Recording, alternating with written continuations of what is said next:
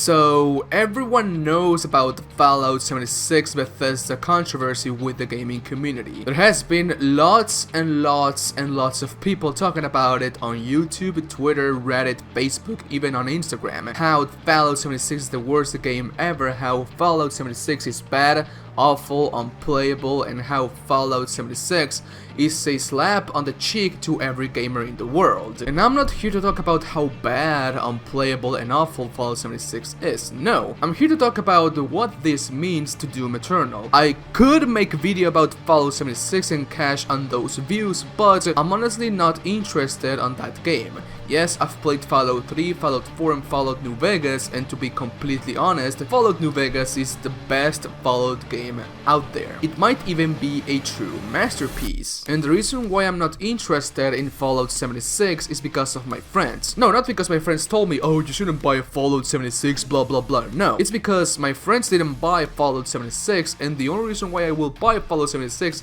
is if my friends bought it, because most of the times when I'm playing video games, I'm playing with my friends, with my bros, and playing Fallout 76 wouldn't be fun playing alone. I need my bros to be able to have a good gaming experience in Fallout, because pretty much Fallout 76 is a multiplayer experience and playing alone wouldn't be that fun. So if my friends ever buy Fallout 76, I will buy it too to be able to play with them. It's like doing raids without your friends on Destiny. It's not fun. Yes, you might be able to do raids with unknown people, but doing the raid in Destiny is fun when doing it with friends. So yes, today I'm going to be talking about Doom Eternal and how Doom Eternal might be in trouble.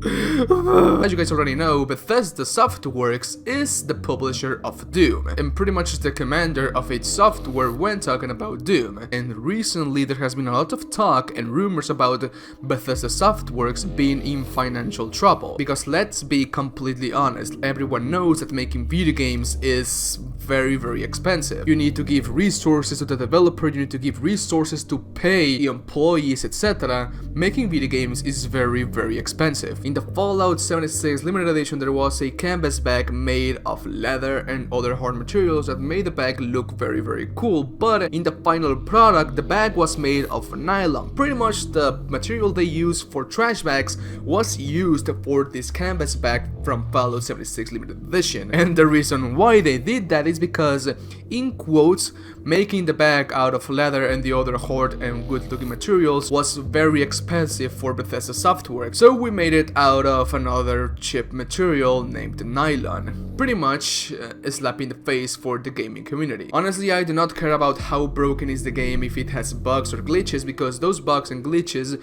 are going to be fixed over time, like every goddamn game in this universe. We are at the era of video games where every game launches with incomplete content, with no content whatsoever, bugs, glitches, etc. because nowadays publishers and developers, well, not developers, publishers are very greedy. EA, Microsoft, Bethesda, like there's a lot of publishers right now that only care about money, and they make the deadlines for the developer very unfair. Like the most greedy developer out there, EA and Activision. Well, let's talk about Activision. The most greedy developer out there, Activision, made the deadlines for Bungie for Destiny very unfair. And even if Bungie had a lot of content for Destiny, Activision made Bungie to cut the content from the original game and make them as DLCs. That talks a lot about how greedy publishers can be, and this is the same for Bethesda Softworks. They obviously made the deadline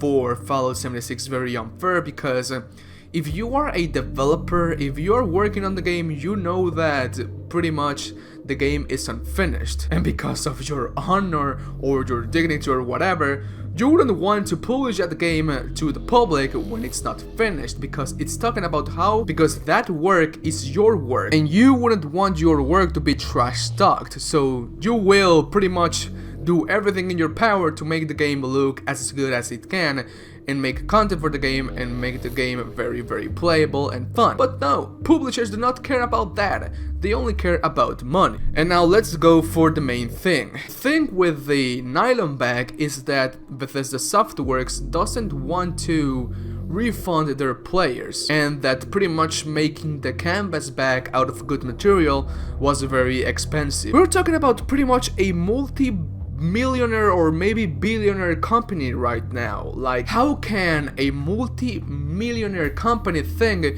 that making canvas bags with good material is expensive? Like, what the hell? The limited edition for Fallout 76 was about $200, something like that. Like, even if the canvas bag was pretty expensive, in quotes expensive to do, you are already compensating for the price you're giving to the limited edition, $200.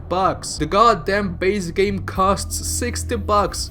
$200, that's a lot of money, Bethesda. But no, you only care about money. And here's when it gets pretty funny. So what does this mean for Bethesda? What does this mean for its software and Doom Eternal? It's not new that publishers ask their developers to speed up the development of the game, to not make a lot of game modes, to not make a lot of gameplay areas, to lower the rendering of creatures inside the screen, lower the weapons, the creator designs, the sound design, to pretty much limit everything inside the game. It's not new talking about that. We've seen it in Activision, we've seen it in Microsoft, we've seen it in pretty much in every single game from 2012 and onwards. For example, Star Wars Battlefront 2. No, Star Wars Battlefront 1 didn't have any content whatsoever, and EA is one of the most successful publishers in the gaming industry. So Bethesda going into financial trouble might make Bethesda to limit the amount of resources they give to its software, or maybe speeding the development of the game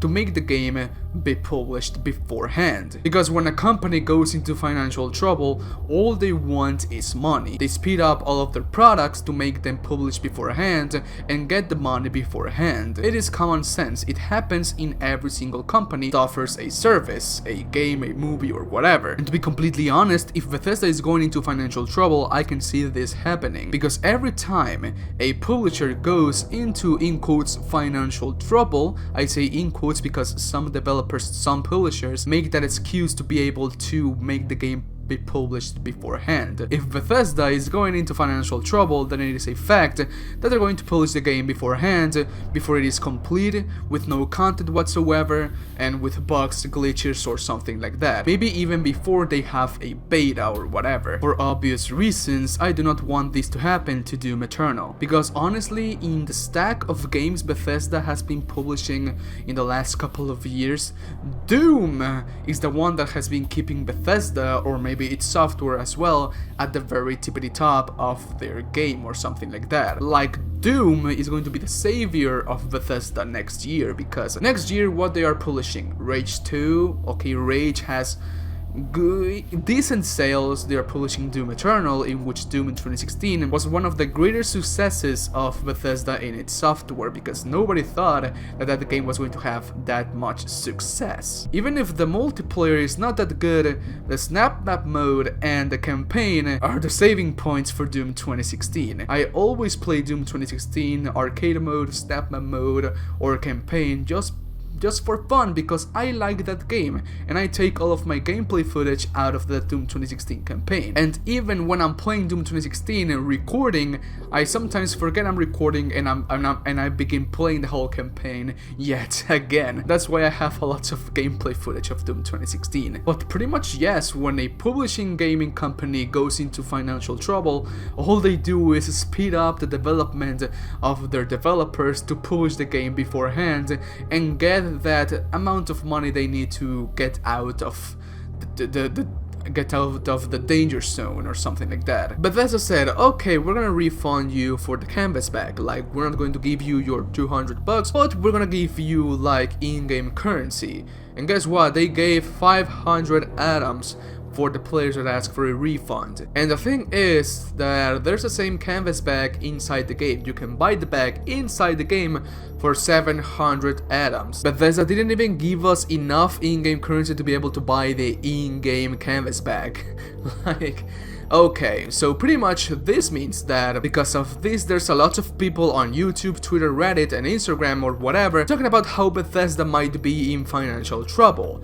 Now, lawyers are actually suing Bethesda for Fallout 76. And if there was a rumor about Bethesda going into financial trouble, now lawyers suing Bethesda and Fallout 76 for that's gonna take more money out of Bethesda. And this scares me for Doom Eternal.